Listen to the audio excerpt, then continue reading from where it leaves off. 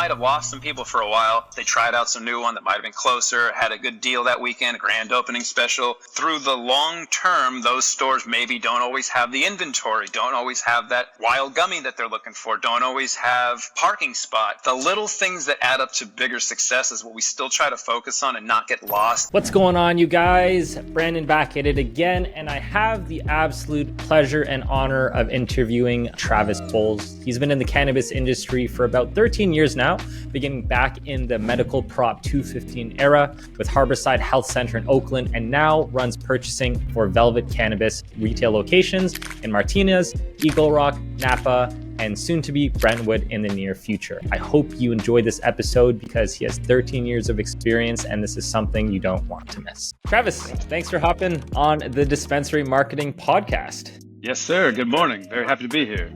Awesome. So what are your keys to running a successful dispensary? There's a couple key ones, and it all starts, I would say, with the foundation. I'm luckily in a position where our foundation started with 3 great owners that come from 3 different backgrounds that I think work in sync.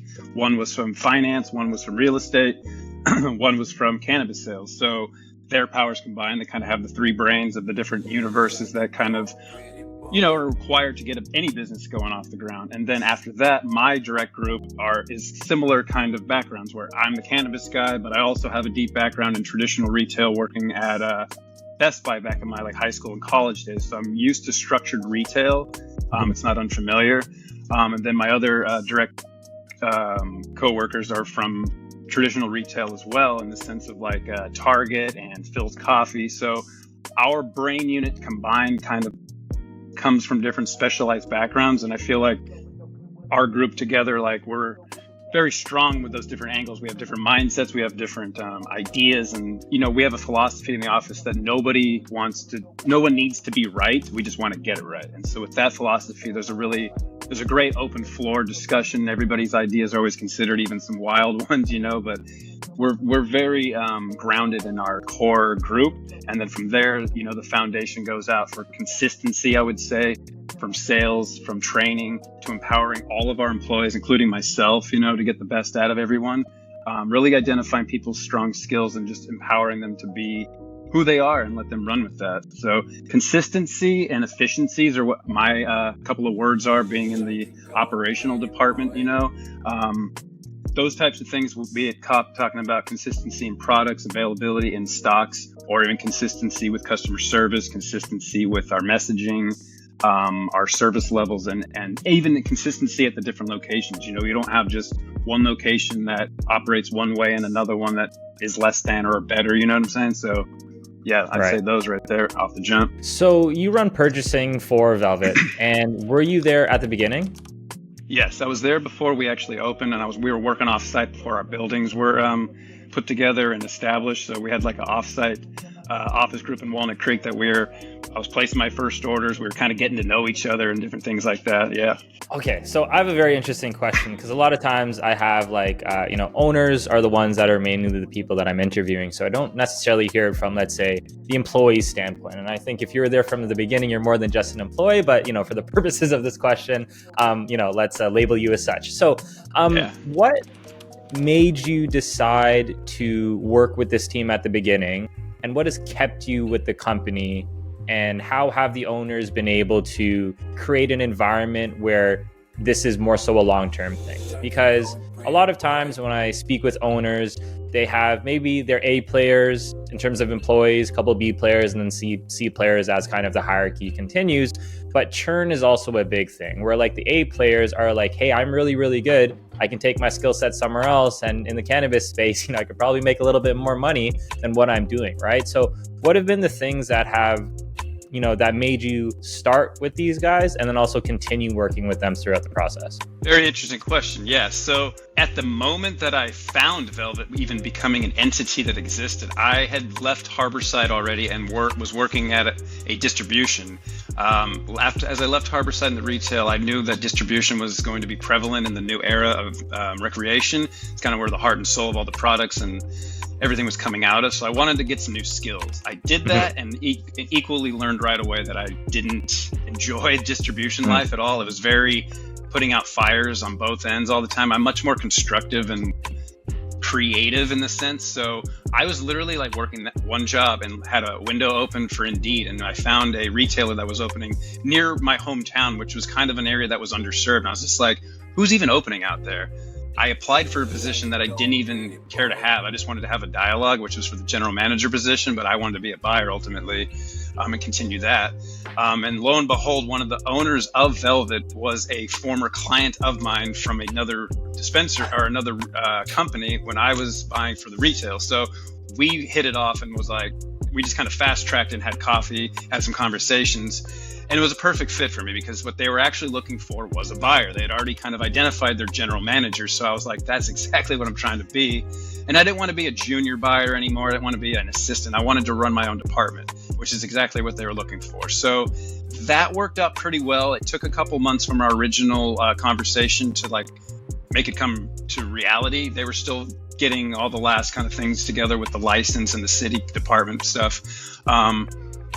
I had a real good feeling about it, you know, not even just because I had a connection with the ownership in a way, but it sounded like we were speaking the same language. It sounded like we were talking the same goals. Me and the ultimately who became the vice president of the company, who was originally going to be the general manager. Me and him hit it off. We had several conversations prior. He came from not cannabis, so he was really interested in getting someone that wasn't going to be jaded or any of the different types of things that some folks from the old era have carried through, just because it was a wild time back then, you know. And luckily I had a very good experience at Harborside, so I was very excited to get back in the driver's seat of buying. I was very happy to try to express all my knowledge and share all the information that I had, which resonated with them because they wanted someone that could speak the same language of cannabis. Like they needed a cannabis person because most of the other people were going to be from outside that. So that was the allure there, is that I was going to literally get to be who I wanted to be as far as that position. What's kept me around though is the trust, them allowing me to be who I am as an individual, the balance of time and time worked, and that work to life balance is very important, and they honor that heavily. You know, I've built my trust with them and they built trust with me, and like that I execute and get my job done. But you know, everything is very fair, everything is very balanced. There's an open dialogue with all the ownership and all my, you know, direct reports. You talked about financial, you could go somewhere else with your skill set. You know, they've identified that and they take care of me there, and it's very beneficial, I would say, and I'm very happy. But beyond the financial, like just being able to have the work-life balance and be myself and not have to fit in any kind of box, that's huge for me. And they let me run the department. There's not a lot of second guessing, and there's not a lot of like, we don't get bogged down in the mud with making decisions. You know, I'm pretty autonomous on like making decisions on products, brands. We're very collaborative. I definitely get other people involved in like larger decisions, things that are maybe regarding marketing, but just the ability to be myself and be free and have that trust really makes a difference. I mean, financial is great too, but just being able to be myself makes a huge difference. And we're successful, you know, like our team delivers and executes on the words we talk about. The goals we set as a company prior, we're hitting, and we're never satisfied with just being complacent. I always have this line from years ago when I worked at Harborside that you can't get lapped. It's very fast to get comfortable in cannabis and think, we got all the right brands, we have all the right things, we're doing the right marketing.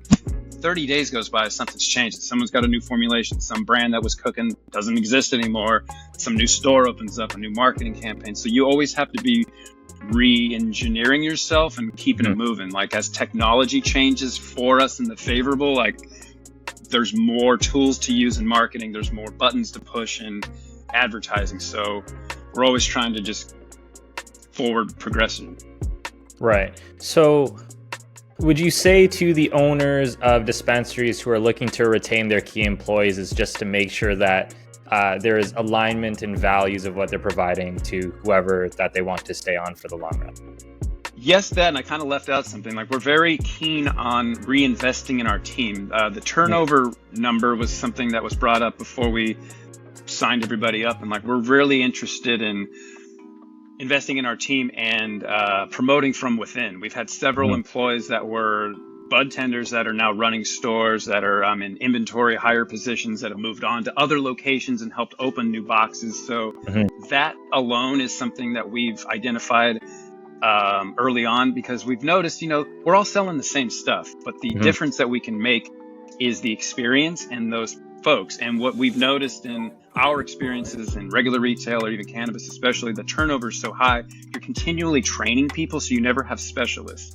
I deal with that a lot when we're receiving products and we get some blunders from a distro that the stickers are wrong or this or that paperwork. It's like, oh, they must have hired a new group of individuals because no knock. It's the day one type of errors that we see every so often that like a new wave of employees get hired. So having that, we never get any consistency. So for us, we're trying to invest in the team. So yeah, the values, we try to make it fun too. We also tried to make it a little bit more lucrative financially for bud tenders. Like they offered different incentives off the jump that, most stores were just, here's your hourly wage and that's it. We had some incentives in place and we've changed them along the way to, keep it current, keep it exciting. Business model changes a little bit, but we've always offered a little bit extra for all of our employees, from inventory to front of house and management included.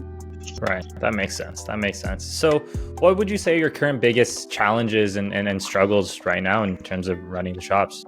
I would normally probably complain about something related to inconsistencies or efficiencies at the delivery level or just brands, menus or availability. But I feel like we've done a great job over the last 4 years or so of working with strong players. The industry's changed where some people have been weeded out for better or for worse.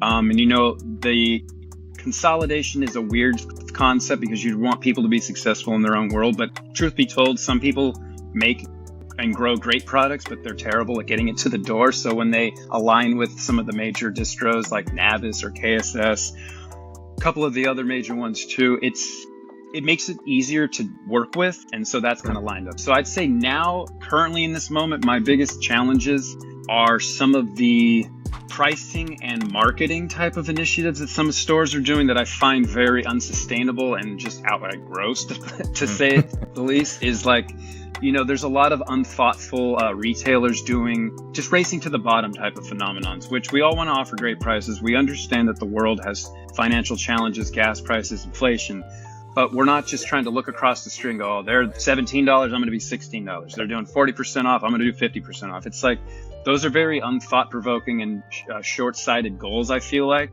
So trying to keep up with the stores that are really pressing the gas pedal on some of those while still trying to maintain healthy business between the brands and ourselves is just kind of where it's been a new wrinkle in the brain where like I'm not focused as much on the products at this moment. I mean, we have a well-established menu at this point. I'm still looking at new things as they come about, but it's really been trying to keep us aligned and solid with the promotions that are kind of getting out of hand, if you ask me, in my opinion. It's fine though, like we're still competitive, and I feel like all of our brand partners are very flexible in wanting to do things. A lot of times these ideas are coming from the brands. They want us to be, hey, this store's doing that, hey, this store's doing this, but we still want it always to make sure that it makes sense for our business, their business included, and our customer base. One thing that we don't want, that I'd seen personally happen, some others, in cannabis too, in the medical era, is that some brands would just do endless promos and they would inflate their numbers to make it look like they're successful, but they're really only successful when it's on sale.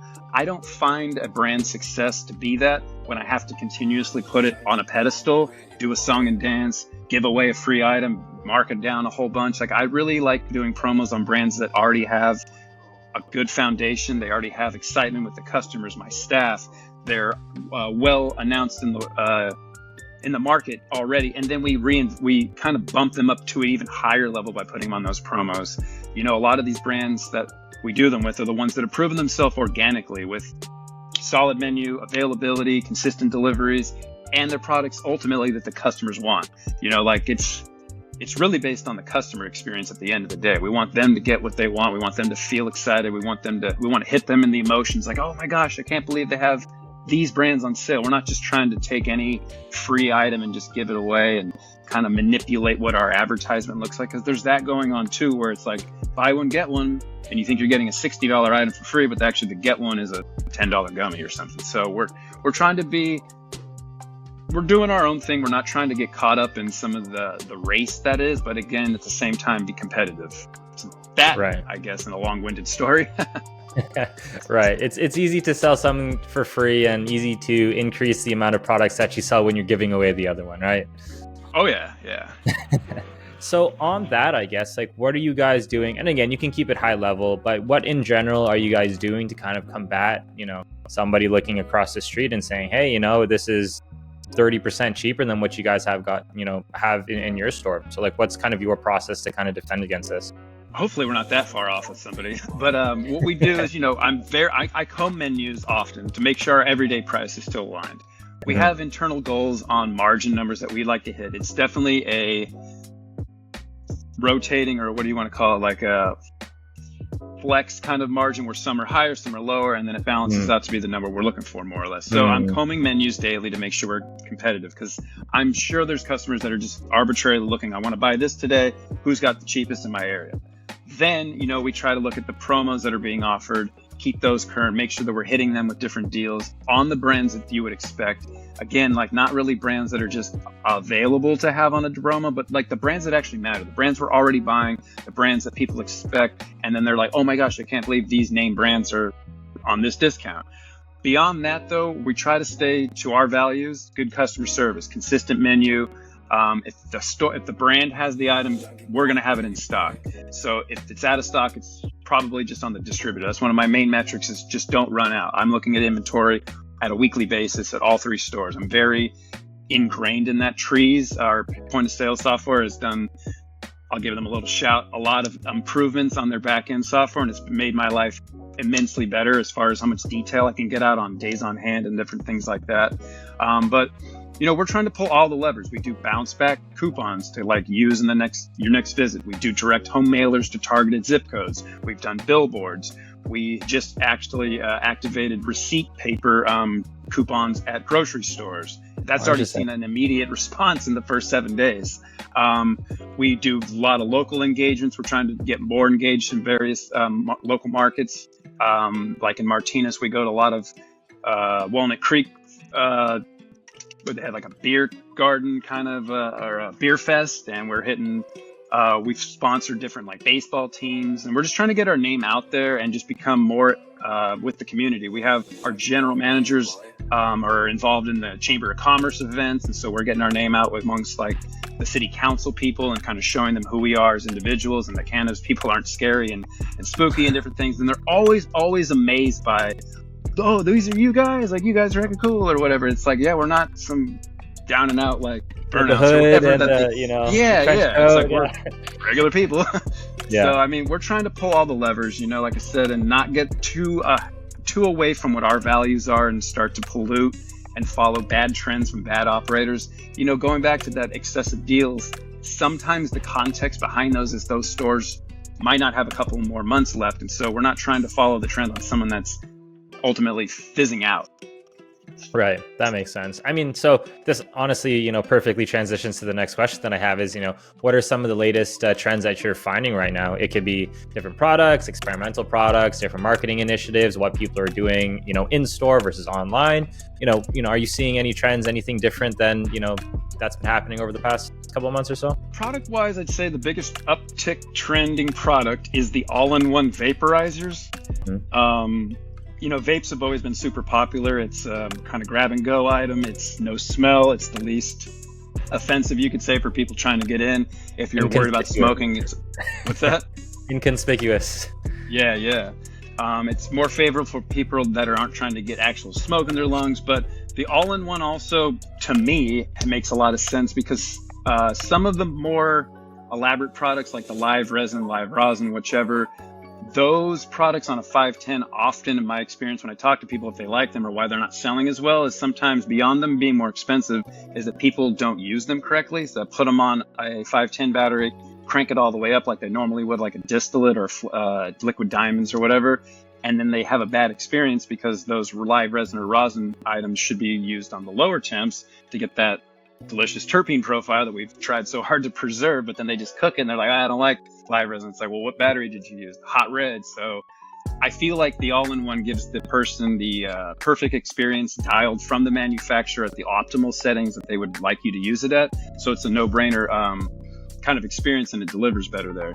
Otherwise, outside, The promo situation, since about Memorial Day, I believe 420 wasn't as lucrative as everyone would hoped it would have been, especially in comparative years. And then we saw around Memorial Day some of those elaborate promos start to happen. So there's just a lot of emphasis on daily promos right now, where we've typically done like weekend, 3 and 4 day weekends. Last winter at Q4, we did our first kind of daily 30 deals where we aligned different days of the week with different brands that rotated. Saw medium to mixed results on that. Depending on which perspective you look, there's metrics that went up and down, but it's kind of a balance. Well, if this goes up, that goes down. It was all right. But in spirit of how the market has changed again, we are back to that kind of program. But this time around, I kind of drew it up with just all of our major players that I would probably be spreading out anyways on the weekends, and just gave them their own solidified days, trying to be not overlapping where there's only one gummy company and only one vape company that day, so they're not overlapping. And then the next day we can get another group of those folks and then throw a flower in, different things like that. Some other trends, I mean, just unfortunately that race to the bottom phenomenon comes. It's very trying times, I feel like, for a lot of brands and stores on both sides. It's kind of in tandem also, where like a store is failing but the brands are owed money, but they keep selling to them. So that's this weird, like, no one's doing good business in those scenarios, but they like won't let each other just, and I don't want anyone to get consolidated or fold, but it's kind of getting noisy in the sense of people that are trying to operate correctly and pay their bills. Yeah, it seems like there's almost like this negative feedback loop, right? Of, not making enough money, getting things on consignment, being late with payments, but not wanting to give up on getting the money from the, dispensaries and the vendors and back and forth. And it is really, really tricky, right? And it's like, at some point something has to give, right? And I was having a conversation with, another owner. I think he owns about 4-ish stores or something along those lines. And he was essentially talking about like the novelty of the cannabis industry. I guess it depends what state you're in, right? Because New Jersey, New York is kind of, doing their thing right now. But the novelty both to employees being excited about selling cannabis, and then about people lining up outside the door because this is the only dispensary within a 15-mile radius. Those days are kind of gone in the more mature markets, right? And it seems as though a lot of people are trying to like kind of hold on to that, right? And you have two options, right? Similar to what you're saying, is like you have to innovate. You're clearly innovating even just on the marketing standpoint about the promos and rotating different types of promos and trying out different deals and discounts and figuring out what brands and products work. Like this is like the nitty gritty work that I don't think a lot of people who maybe they don't even have to be industry experts, but just coming from some sort of other industry where this is more so the norm, where like heavy competition, you have to deal with a lot of very smart people that are also running stores in different areas that are doing promos, and then who might also have deeper pockets than you and stuff like that. So, the simple thing for a lot of people, I think, is let's just lower costs and have customers come in and beat everyone else. But at some point in time, it'll be very, very, very difficult to kind of maintain that. And that's kind of like where that negative, feedback loop happens, right? 100% agree to that, especially to your point about the excitement of lining up at a store and going there, and the whole allure and mysticism of cannabis does seem to be a little bit down. Like 420 was very telling this year. There was a sad scene when 420 hit, and usually everybody's like, yay! It was kind of like, what are you talking about? It's just Saturday. It's like, So I'm not of the idea that those people don't exist. I'm also just wondering if those people, being in California, we've had access to cannabis for time eternal, before any of the shops, before medical. So I know there's still a large group of people that exist that are just self-sufficient in some way, and that kind of lies in the whole tax rigmarole of like not making it appealing for them to even want to come to a store, outside of some of the other reasons they might have about freshness or different things there. If you're like a real cannabis connoisseur and you're looking for like the optimal flower and different things there. But yeah, you nailed it. Well, do you think that these daily promos, these weekly promos, have impacted the larger sales days? Because if I know that on Saturday there's a discount for whatever it is of a product that I'm going to buy already, right? And instead of me, lining up outside the door or having the Dutch e-commerce POS shut down and I can't order anything, right? It's like, well, I know next Saturday you guys are going to run a deal anyway. So, I'm not going to wait. I'm not going to wait in line, or, you know, I'm not going to at least take time out of my day to go outside to go to these dispensaries and so on and so forth. But because, you know, there's so many deals being offered that, you know, I think that might even decrease the efficacy of big days like 420. You are correct. And that was one of our main concerns, and still kind of is, of doing those types of discounts and deals, is because you condition the customer. You condition them a couple different ways to come on certain days. You condition them to assume and expect a discount and only want to buy it when it is on discount, which is one of my main concerns. Is like, eventually that won't be. So like, I also, like I was saying earlier, like I want to make sure we have brands that are already popular, that already are sought after. And then when we put them on sale, it should elevate them to even higher levels.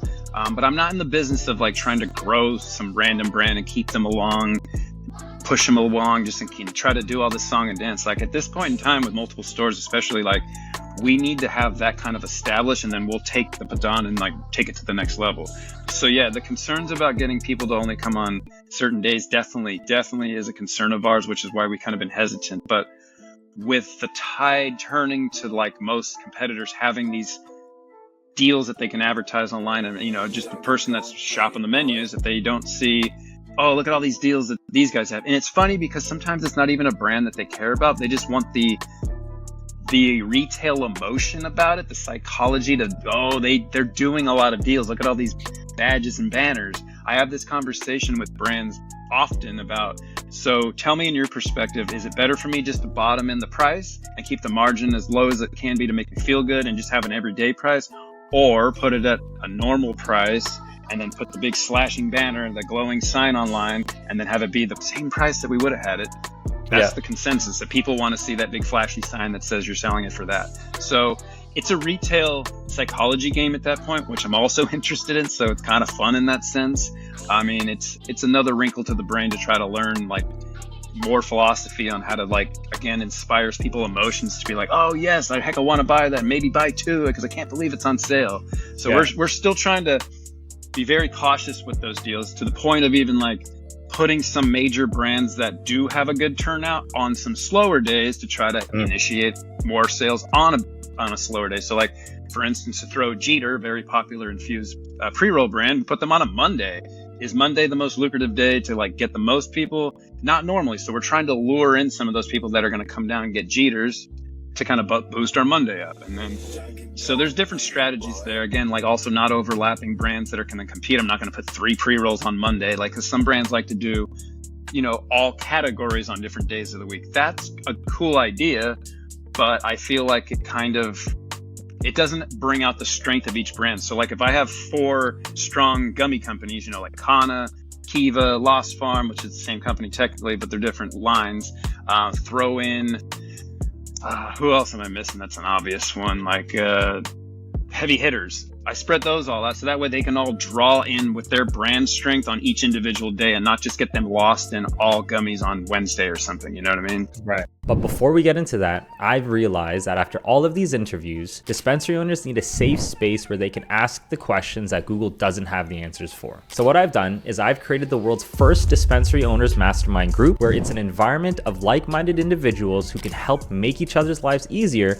and also make more money in the process. So if that's something that you're interested in, please check out the links in the description below. Now on to the rest of the show. Right, that makes sense. Well, I mean, if you're interested, you know, I think this is this is definitely a side tangent, but on the buyer psychology stuff. So this is something that I'm very interested in as well, right? So, you know, you have different things like, you know, scarcity, urgency, and then you have like the discounts and how you want to operate the discounts. And do you give a buy one, get one free? Do you give a 50% off? Do you give a, you know, whatever it is, right? So a lot of times for businesses, if they want to now start charging the premium or get people to come on in, you know, they would include scarcity or urgency. So scarcity in a sense, like we don't have very much. We only have 10. You can only buy 10. Once these 10 are gone, boom, good to go. This is used very frequently for getting people in for, let's just say, a baseball game. And they give away those bobbleheads, right? And they say, first 200 people that come into this thing, you get a bobblehead, right? And it gets people in, you know, more, right? And then you have urgency, which is like, well, you know, we have unlimited bobbleheads, but we only have these bobbleheads offered for the first 2 hours. So you have to come in the first 2 hours of this game, and then you'll get a bobblehead. right? Now, when it comes to cannabis, it's very interesting because as soon as you start playing that game, because there's so many other dispensaries, they're just going to go somewhere else. They're going to be like, hey, well, you don't have this thing, I'm just going to go down the street to get it, right? So Yeah. I'm curious on your standpoint as well. Do you have any kind of thoughts on how you would implement scarcity or urgency into people possibly buying more, with the caveat that there are so many other dispensaries that, you know, despite you saying that this is scarce and urgent or whatever it is, someone just might go down the street and just get it instead? Yeah, I call that the Jordan effect, where like you only get a certain amount and then like X amount of people get it, and then the rest of the people that didn't are like super hyped, so they're like, I'm heckin' not gonna miss it next time. Exactly. That is a dance that doesn't always like it's, you can't run that forever on the same thing. You kind of have to like move around a little bit, and like to your point, I would say to avoid a customer going somewhere else, it's kind of tricky because I mean we can all have access to the same thing. Some brands offer exclusive deals to certain stores and different things like that. Mm-hmm. You know, I try not to get. I'm not worried if other stores in my area have the same stuff. It's always like disappointing when they like bottom out the margin and just try to sell it super low or even undercut the margin, which is happening in my Southern California locations nearby sometimes. But yeah, it's a tough one. I mean, I don't have an exact example of that phenomenon. I mean, there's been a couple of like limited Jeter releases where they've given away different things like the Dwayne Wade and then the Bob Marley type of thing. I've had flower that have been super limited. I feel like our team and our menu, when that happens, do a good enough job of letting them know that like there's alternative products that might be just as fun in the sense. I mean, unless it's something super exclusive that's a unique item. If it's some flower strain that's like special, I don't know. It's a hard question to answer there. I mean, ideally we'd have like a replay of that and it's going to come back. And so like when we build that little artificial hype of like, we only got it to 32 people this time, but guess what? Next week we're going to be able to have double. So you just have to come in. So I don't know. We haven't played a lot of exclusive limited edition type things. We do definitely do the first 200, first 100, X amount of people that spend a certain amount can get a certain item. You know, we're all over the map with that. I feel like when we first opened up some of those easier ones, just a percentage off and going to a cannabis store at first was exciting for people. Nowadays, it's like, I got to get something free, or I got to like, is it 30% off? Is it 40%? We try not to go above 30 at all. We try to re-engineer those different discounts, and like we're very cognizant of average basket and revenue and, you know, margin, of course, too. So yeah, I don't really have a direct answer for that. No, I was just curious because yeah, it's again, kind of like the Jordan effect, right? It's like, how do you take what's effective in other industries and apply it to the industry that you're in? And sometimes there just might not be a situation where that's possible, right? Something that I was thinking, even on the loyalty side, you can introduce this scarcity urgency on the loyalty side, right? You know, first 100 people that sign up for this loyalty program get a 30% discount off their first product. The next 100 people get a 25%. The next 100 people get a 20, so on and so forth, right? Until you have 500 people coming in for loyalty, and then you can figure out what is the similar to what you said before. It doesn't have to be a margin on a specific product, but overall, if you're seeing a specific margin that you're looking for, you can go ahead and do so. So I think there's a lot of room to play on the loyalty side because those people are more let's say prone to interacting with the promotions and stuff that you have to offer. So yeah, there's a lot of cool things that I'm really, really interested about. No, that is a great call out. The loyalty programs, we definitely have that. And, we're developing an app that'll allow us to do push notifications rather than just straight text, which gives us a little more freedom with the words we can use. The carrier service is not going offline. We'll have more direct communication, and it's also a little bit cheaper per push. And so getting people to adopt the program and then getting in our universe is exactly what we want. And so we have been talking about incentivizing people to join that, to get extended deals, to get exclusive offers. Now that we're talking about it, we use Spring Big for those text campaigns currently. And when for a couple brands, especially in the flowers, when we get new strains, we'd line it up and be like, we would send out the messaging just to the folks that had opted in to our flower followers, so to say. And so they would get the hit like, hey, this new strain from Cannabiotics is dropping at 9 a.m. on Thursday morning. We have this many, come down and get it. And if you show this, you might get something else. So yeah, we're we're all over the place. But I'm glad you brought that up again, because with that app coming out, that might be a good idea. The first 100, 200, that'd be cool. No, yeah, that's honestly like the loyalty side, I think, is where the next, because essentially what's happening with all these promos, right? And again, my 2 cents on the side. Essentially what's happening with these promos is that you're doing exactly that, right? You are essentially changing your consumers' behavior to buy things on discount, to buy things cheaper, to expect something at a certain discounted rate, right? There's a completely other version of your customer that spends more frequently, and is just really interested about your brand and product. And that typically is on the loyalty side, right? So on the loyalty side, in general, when you have a customer who's signed up for loyalty and has the points and the rewards and exchanges and whatever else that you give them, right? Hopefully you give them some exclusive offers and stuff like that, which is, the point of the VIP program. I think that's a complete aside where people completely miss. It's like, join our VIP program, but your life is exactly the same and you don't get any other benefit except for the 5% discount that we offer to everyone else anyways outside the store, right? So yeah, step number one for VIP is like, you have to make them feel like a VIP. Latest drops, exclusive drops, right? Like those are really, really cool for your loyalty people so that they keep on coming back. But in a nutshell, your loyalty people, they spend more frequently and then their cart sizes are higher. And then as an aside, I think what would be really interesting is, so in each state, there's a specific limit on how much for each category you can buy, right? So flower, you can only buy this amount, concentrates this amount, so on and so forth, right? So I don't know if you track this, and this wasn't from me, this is from another guest that I spoke to, but one of the metrics to track, which is very interesting, is percentage of size of total maximum, like theoretical maximum, right? So you have your cart size, which is really, really nice. Like, what is your average order size? Is it $30, $60, $75, $100, right? But then you have your theoretical cart size maximum, right? And then what is the percentage that you're hitting of that? And then within each category. So that's another metric that you can use to kind of determine, okay, like, are people buying more of the product? Are people buying less of the product? Or, what is the percentage of the total theoretical max that they can buy from whatever category, right? So you can use all these metrics to then determine, okay, like, what is the loyalty that you want to buy? And then how do you want to incentivize your customers? So on the other side, you have like your customer acquisition cost, which is like, how much does it cost me to acquire a customer? And then what is the difference in what they pay if they're just a regular customer versus a loyalty customer, right? And let's just say for the purposes of us just chatting, right?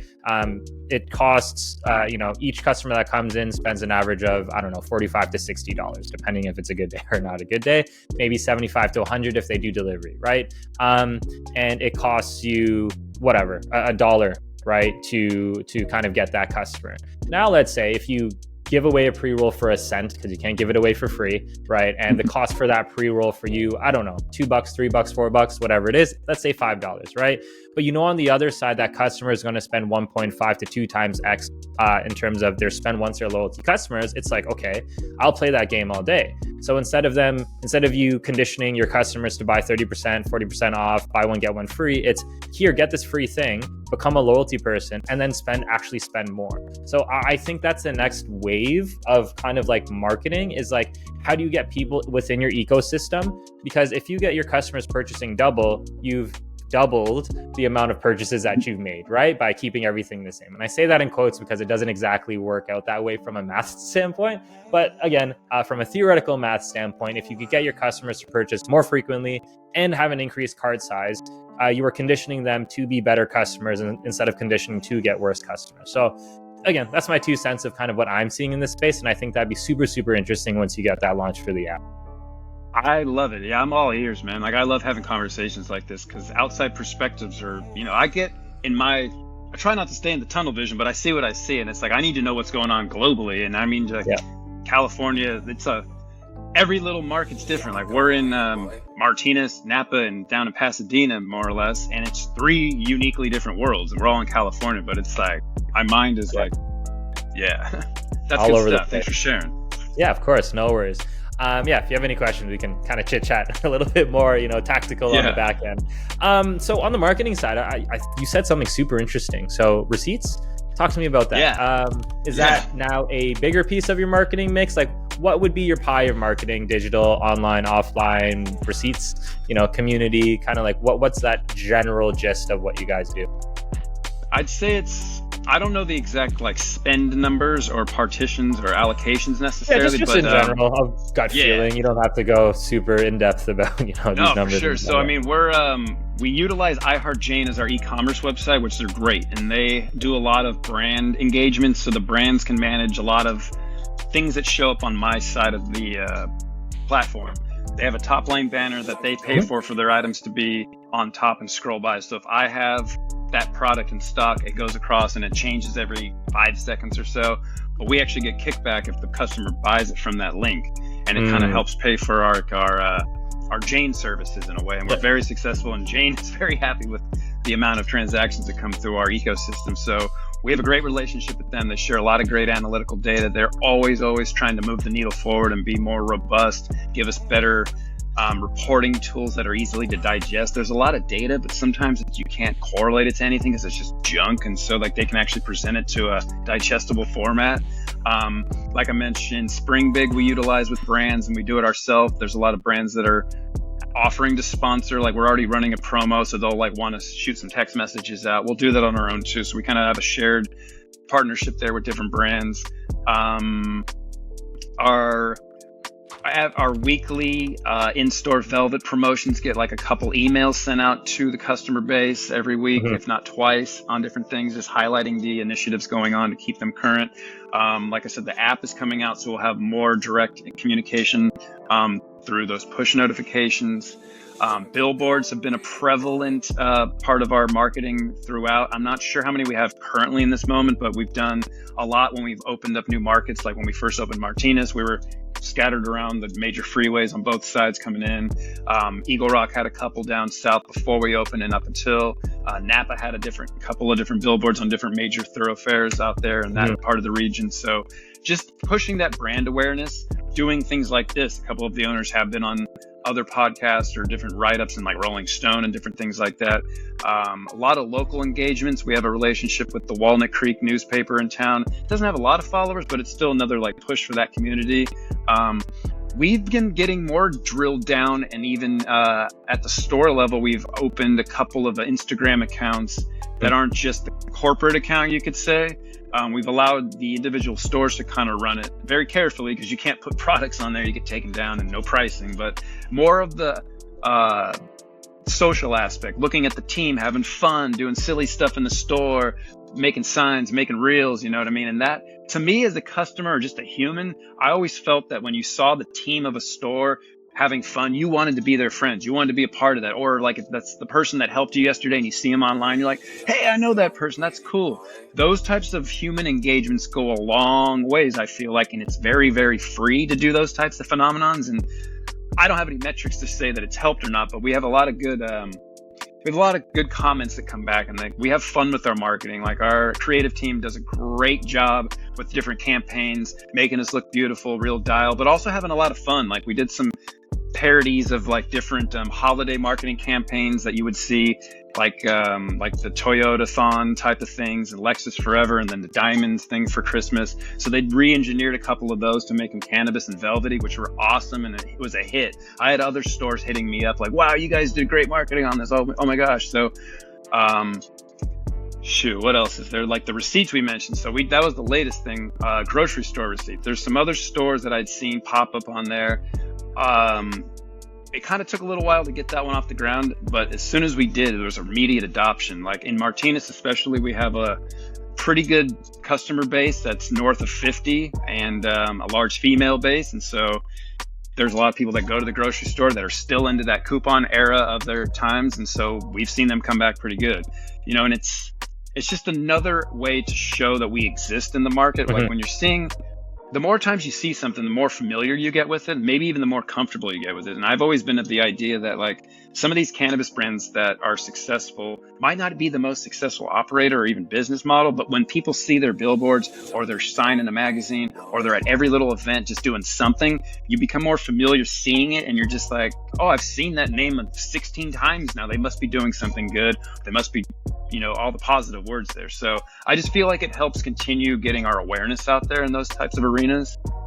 Yeah, completely right. I mean, nobody goes and looks at a car commercial and it's like, okay, I'm going to buy that car. I saw that, it's driving really fast on the road, or, those Subaru commercials and they're off road. It's like, I'm going to go buy one right now. Right. It's just the, the brand equity that gets built up over time. And I think you guys are doing it, absolutely correct.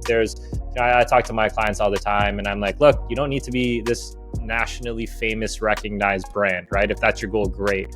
But it's a lot easier to become city famous or local famous, right? Yes. Kind of do all the small, and it's a lot cheaper too. Not saying it is cheap, but it is cheaper, right? Yeah. Paying for a Super Bowl commercial is a lot different than sponsoring a local festival that's in your city, right? And I think people try to, they jump to that immediately. It's like, they see the CPG brand, the consumer product goods brands that have the money to just do blanket advertising, right? You have your Colgate, Crest, Listerine, Febreze, and you have your car. In general, most dispensaries, if not all, probably don't have a budget to do branding like that, right? But a lot of times from a community standpoint, which is exactly what you guys are doing, it's like, where can I be seen? Like locally, right? How do I get people seen in my local area?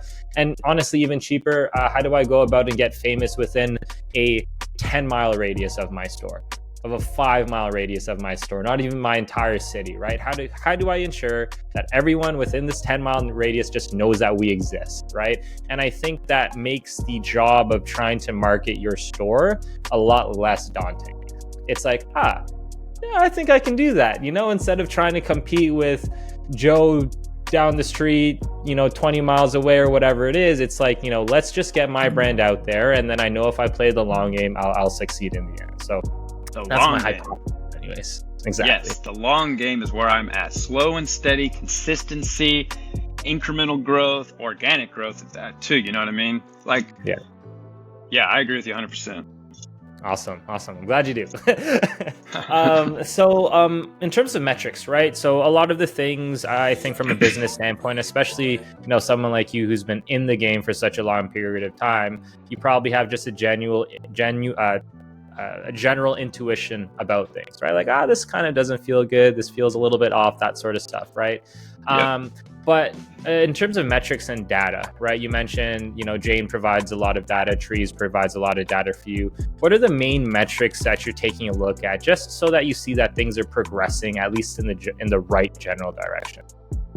Yeah, I would say a couple different things from different perspectives. So as a sales group, as a store, we're looking at obviously revenue, we're looking at margin, we're looking at average basket.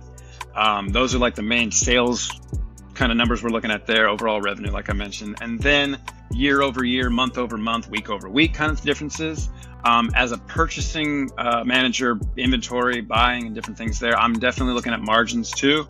I'm also looking at velocities, daily sales velocity. I'm looking at on-hand averages, or daily on hands, how many weeks, how many days do we have of this product? So when I'm reordering, I have an exact idea of how many days I have left, how fast it's selling, and how many I should buy to cover X amount of days. Like I mentioned earlier, I'm looking at inventory every week for every store. I'm not just buying a month's worth, setting and forget it, sitting back and hoping for the best. It's like a week-to-week thing. It keeps me nimble. It keeps my bills legit. It keeps my inventory fresh, flush, and I can make pivots and maneuvers in any moment. It's not like I've already placed that order, so if there's any spikes, I'm still looking at it and I can adjust in real time, like if I need something more or if something's starting to slow down, I'm not overbuying, so to say. Like I mentioned, Trees is really, really dialed in some of the metrics there to make my life a lot more efficient and easier. There was a lot of intuitive kind of gut feelings. There was a lot of I can kind of assume that I'm seeing these items sell at certain clips, so I'll look at it like this. But now I can actually get drilled down data, you sell this many sativa fig farm 8s at this rate, you should buy that many kind of thing. And so, I still curate the menu as a customer would, or like a nerd weed buyer, in the sense of I'm looking at strains. I'm not trying to have redundant names. Even if something is a really, really strong seller and the computer's telling me you should buy 300 of these because you sold 65 last week. It's I know though that in the weed category or in the flower category, people do want something different. So you can't just buy 3 months worth of one strain, because in that 3 months, people might get bored of it, or it loses its flair, or these other things come in that I want to have purchasing power for that I want to get to. So those metrics for sure. I mean, we get more drilled down and look at like brand performance, but the daily velocity really gives me an insight, and I don't look at it globally. I look at each store because each store has its own kind of scale, you could say, or kind of different businesses, different locations, curve. different Yeah. staff, different demographics, customers. They're, for the most part, they're very different. Yeah, but I mean, even the velocity, it's like I can't compare Martinez. Oh, Martinez sells 10 of these, but Eagle Rock only sells this many. It's like, well, they only see a fourth of the customers, so I can't compare it like that. So those metrics for sure. You know, the daily on hand for me is kind of where I live and breathe just for ordering purposes. And the velocities give me a lot of insight to how they compare up to other brands. Right. No, that's awesome. That's really, really awesome. Do you think that, and feel free to answer this if you don't want to, but you brought up something very interesting about people wanting something different, right? So first question is, do you think people now are looking for more of a consistent high between their sessions? So for example, is, oh, I finally found a strain that isn't harsh, that gives me the right feeling. I know I can have consistency around it and, you know, kind of go about my day. Or do you feel that people are still in the process of like, I want to find something new, I want to find something different? And then to piggyback off that, do you think that some brands, vendors, producers, cultivators, whatever, however far down the chain that you want to go, may be selling the same thing, but just changing the name? Yeah, to answer that last question, sure. Lemon Cherry Gelato has been renamed more than any strain possible at this point. I talked silly stuff about it in the past, and I still think it's funny, but you know, truth be told, that strain's pretty good. I can see why people really like it. It's beautiful, it tastes good, it gives you a very pleasant vibe. Like, it's just very happy, uplifting. It's not a sativa by nature, but it makes you feel great. So I get it, and I do get to, I don't like it when they rename it. I'd rather it be something new and different at the same time. But to answer the original questions, it's both, on the sense of people looking for some consistent higher experience, and there's also still people that are looking for something new and different. My main the customer difference, I would say, is I feel like people that have smoked cannabis or used cannabis most of their life and that just enjoy smoking it in general, they're always looking for something a little different, but in the same kind of zone. They like find brands that they trust, because I might not have the same exact brand every single week, but you can know that I'll have something of equal quality in the same price point. There's plenty of brands that I do keep on the menu, 365, especially in the flower category, because they've earned that spot. They have a robust menu that does change enough to keep it different and unique and interesting, but there's enough on there that are consistent that I know will continue to sell.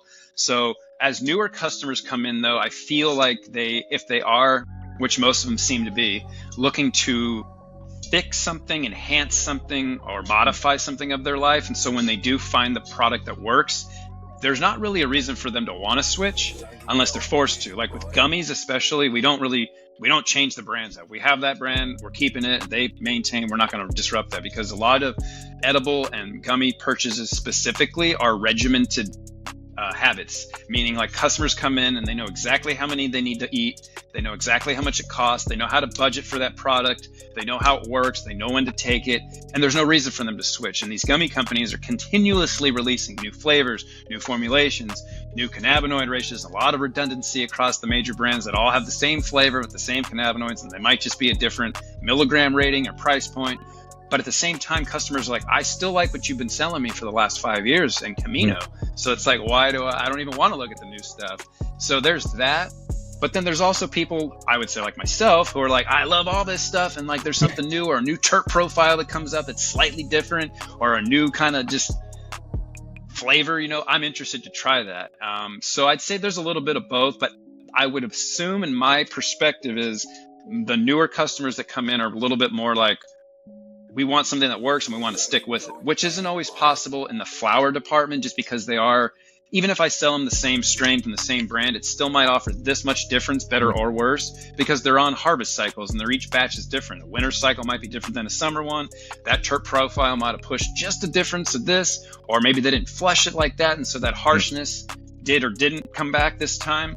Obviously, I'm trying to do my job and screen that out in the consistency of who we're purchasing from, because I don't get to put my head in every single turkey bag like I used to in the medical era and really examine every single detail and then purchase it. Now it's like trust and consistent relationships we developed. And I'm buying a lot of times on the computer through a spreadsheet or a PDF that has like their menu, and we're just, trusting that. I still get samples of new batches. I still put my face in the jars when we get the smell jars downstairs. I still cycle through, look at all the stuff on our sales floor to make sure things are up to speed. I talk to our bud tenders and get real information from the ground floor of just like what's popping, what are people saying, what commentary is going around. I like to get people's vibe checks and not even ask them a direct question, just like hold up a brand and be, hey, what do you think of this? Or like, tell me what you feel. And then I kind of get some insight there. But yeah, to your original question, it's a little bit of both. And I get to have fun with that, actually. I can buy the consistent stuff that we need to have that I know sells at a certain consistent rate, but then also try in some new stuff that I just think is fun and cool. Mostly in those categories, like I said, like flower, concentrates, and vapes, we can kind of fidget around a little bit and kind of fluff for different things. But I try not to disrupt like the gummies and the tablets and the regimented tinctures and stuff that people are using almost like pharmaceuticals in a way where they know exactly their dose, exactly how many days. Right. That makes sense. So another thing that I'm seeing as a common occurrence in terms of just like big issues is, taxation, growing competition, saturation of market, price compression, so on and so forth.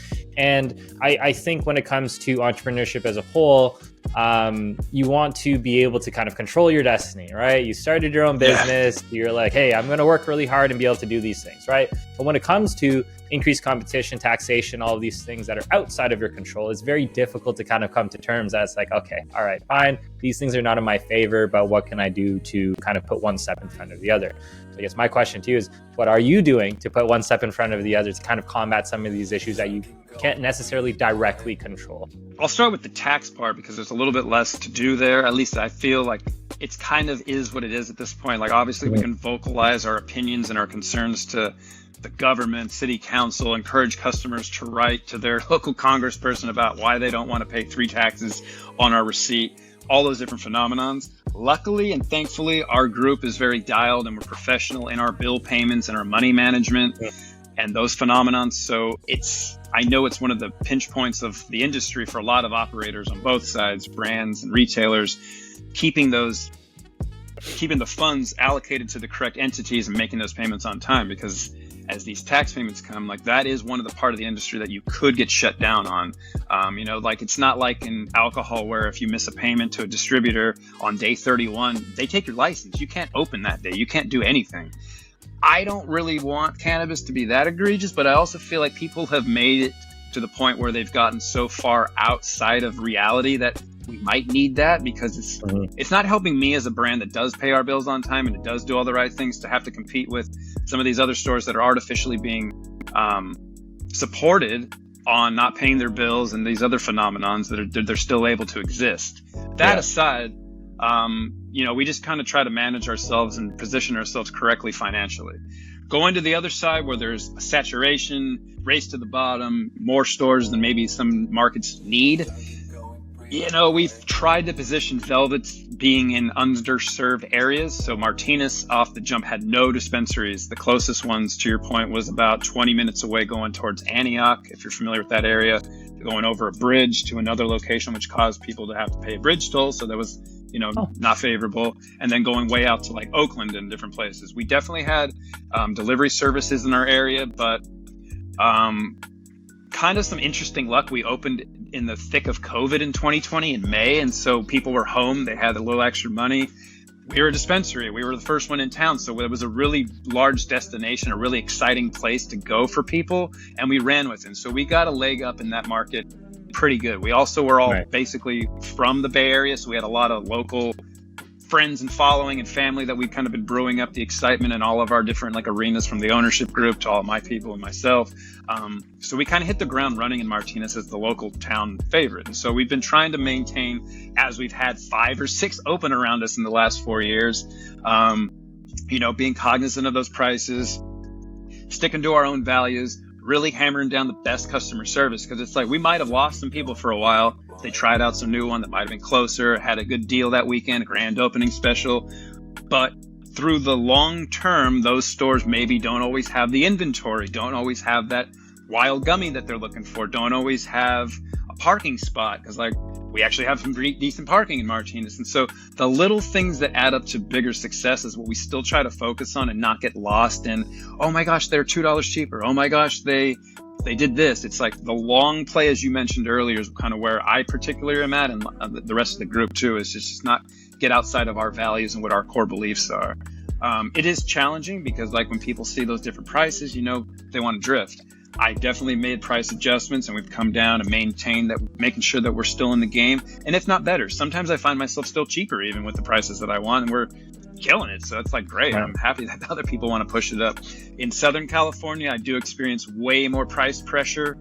There's some stores that just want to run the cheapest in town and go below certain margins that are like, wow, I can't believe it. But will they have that in stock? Will they be here for the long term? Do they have the customer service? Do they have a parking lot even? There's little tiny things that add up to customers choosing you over somebody that still might be cheaper. Like it's really comes down to the word consistency again, I would say.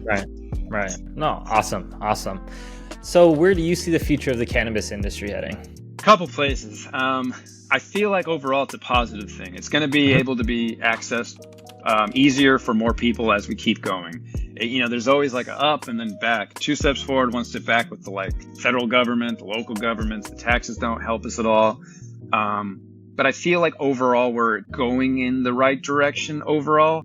The concern would be that it's going to be like any other business eventually, and there are just a couple of major players that we've all consolidated into, and it's kind of sad in that sense where there's a lot of entrepreneurial groundwork and homegrown this and small farmer that phenomenon that was going on. And it's just unfortunate that the tides kind of turn that way with most things, and it's happened faster than cannabis maybe than I assumed. But I'm also not surprised with just so much pressure that the tax and the operating costs are put on the brands, that are put on the farmers, that are put on the manufacturers, the distros. Every little touch point costs more than it should.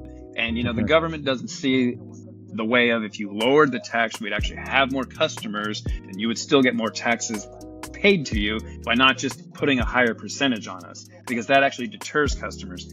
If I want to put on a tinfoil hat for a second and go there, I almost feel like it was by design, because when California dropped into rec, and if you would have counted up all the medical providers that existed in 2017, it's a huge list of people that you would have to manage, govern, keep in compliance, so to say. And I think that they, by design, put so much pressure on it to kind of consolidate people and make it so if you went through all of this compression and you're still here, well, congratulations, you made it. And that list gets much smaller.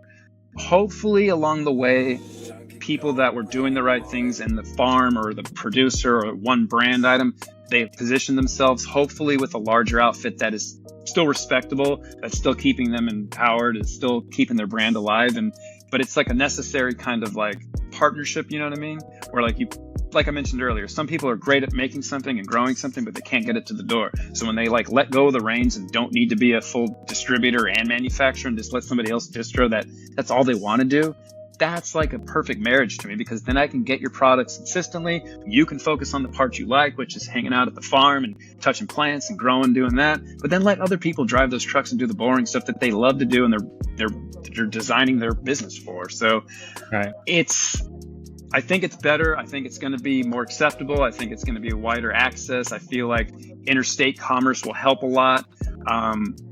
One thing there is just trying to get products to the store fast, especially the flower, you know what I mean? Because I feel like with the length of time that it takes, not even just the testing and packaging and getting it to the door, but getting that cannabis in the best form to the door is also going to help.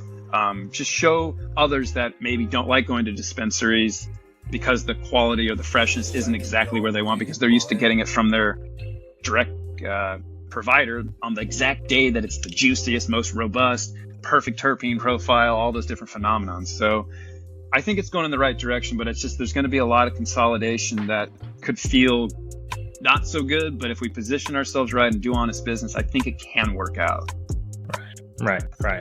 Travis, this has been awesome. I do have this one last little segment. So this is where we get the previous guest, who was on the call, to ask the next guest, aka you, and then you can go ahead and ask the next guest a question. So this is from Seth from NorCal Holistics. He asks, Oh, you got off easy. Okay. What made you get into the cannabis industry? Dude, that's a good one. It might be a little long-winded explanation, but it's a natural gravitation to the plant. You know what I mean? I've had several different parts of my life enhanced by it. And I'm not even just talking about smoking and getting high and feeling good. It's like, I was, as a young kid, for some reason, I remember going to the record store and just being fascinated by this poster of Bob Marley smoking a joint. I don't even think I knew exactly what it was, but I was just fascinated by it. And then I've always listened to music and different things, so like that world wasn't unfamiliar to me. But in high school, it really brought me it was very connective. Like, I made friends with parts of people that I probably maybe would have never interacted with, intermingled with. But since we were like the stoner kids of the school, we all found ourselves together. So it's always been something that brought community together for me. It's always been something that brought people together. And I love that. I mean, that, and then taking my original like retail experience out of high school and into college at Best Buy, I was looking to leave there and find something new. And it was funny. I was going to a job interview for Apple, a retail store, not the actual, corporate office. But on my way home from that interview, I'd stopped at Harborside and just to pick up some stuff because I was in the area. And it was such a great experience. I was like, I just want to work here. Like, this is where I should be. Look at all these people having a great time, having conversations about stuff that I actually care about. And so I went home and applied, and I got that job. But it was light speed ahead from there. I took that and ran with all the opportunities I got of being a bud tender. I was fascinated by the plant itself. I love it itself, like walking through a garden, be it indoor or outdoor, on a farm and a mixed light greenhouse. The vibe of the live plants is unmatched. It's unbelievably awesome. And I'm fascinated with all the medical benefits and potentials that it has. I'm fascinated by all the different, it just has so much potential for so many different things. Like I said, from connecting people to making them feel better to helping with pains and ailments. The plant itself is a beautiful thing. It's just a very well-rounded type of industry for me. And it connects on so many extra dots than just the fact of getting high and having a good time. That's great too, right? But just all the different intricacies about it, all the different things that it can do. I'm constantly able to learn something new with a new cannabinoid that comes out. Someone shares a new experience about, I have this ailment and I took that and it worked. Then I'm like, oh shoot, I can help this. I've been able to integrate cannabis into so many lives of mine and my family and different friends that probably wouldn't have been as accepting had it not been, I'm in a professional position now. It's been worldly accepted more or less legally, and so that kind of breaks down some barriers that people and stipulations they've had. But it's also like a renegade type of thing too. It was early on kind of outer outside the box type of stuff. It was people that were a little bit rebellious. It was in the medical era, there was no rules really. It was just have the doctor paper and we can kind of fudge around a bunch of different gray areas. And it was very lucrative for everybody. And I got to learn so many things. I've done my own hand at growing indoor, outdoor. I've done my own extractions from solvent to solventless. I've learned all those different hands-on things. And there's just so many different avenues you can take it, especially now. I mean, even if you had nothing to do with cannabis, but you're an art designer, you can make packages, you can be on our creative team and do our advertising. Other professionals in life have been able to come into our industry and tune it up, bring us more professional operations from distribution and different things. So, and being on the ground level to a new industry that's so wild like this is just fascinating and super exciting, Right. No, I think overall it's a growing industry as well, right? You have some industries that are relatively set. There's nothing really new. Innovation comes, every couple of years or so. But, we're talking about cannabis, like you said, you blink 30 days pass and you have to do something different, right? So if you kind of like that fast-paced environment and you like kind of changing things and you like having a day-to-day that's not exactly the same, but obviously not too crazy, because there's definitely extremes you can have on. Yeah, you can definitely have extremes on both sides where you're running around, with a chicken with your head cut off kind of thing. You're like, oh crap, yeah. I got to do this. I got to do all these things, right? I'm not so certain that is how fast paced I want my day to day for a very long time to be. But, having those sorts of days where you have to kind of, think on the fly, make some change, iterate, become the dispensary or business owner that is deserving of the customers at the end of the day, the whole free market and all that fun stuff. I think it's a challenge that is always interesting, no matter, if it's a Friday or if it's a middle of the day Wednesday. So I think it's really cool. So what's the question that you have for the next guest? Yeah, I guess we're looking to open a retail store. What type of leadership roles or characteristics would you be looking for? Nice. Yeah. I like it. Cool. And lastly, where can we find your company? Yep. So we have 3 locations currently. Martinez, California is where headquarters is and our main location. We have a location in Napa, California, and Eagle Rock, which is down by Pasadena. 4th location coming soon, hopefully by the end of the year, if not sooner, in Brentwood, California, and Southern California by Beverly Hills. We're also on velvetcannabis.com, Velvet Cannabis on IG, and then there's 3 different local Velvet Instagrams for the 3 different shops. So we have Go Velvet Eagle Rock, Go Velvet Martinez, and Go Velvet Napa. Perfect. Well, Travis, thank you very much for sharing, honestly, all this stuff that you have. I think we covered a wide range of topics, all the way from the employees to the taxations and stuff like that. And it's always lovely speaking with somebody who is always so, candid and transparent about their experience in this space. So it was an honor. I think this is really awesome. And for everyone else who's watching, thanks for watching. I'm your host of the Dispensary Marketing Podcast, founder of Cannabud Marketing, the #1 marketing agency of choice for dispensaries, both in Canada and the United States. And until next time, I'll talk to you guys later. See you. Bye. Later, Brandon. Thank you for listening to this episode of the Dispensary Marketing Podcast. My name's Brandon Kwan, and I'm the founder of Cannabud Marketing, the #1 marketing agency of choice for dispensaries, both in the United States and in Canada. If you ever want to get in touch with me about any marketing strategies, tips, and tricks, I can definitely help you. Just go visit our website at cannabudmarketing.com. That's CANNABUD marketing.com, or just check the links in the description below. Until next time, talk to you later. Bye.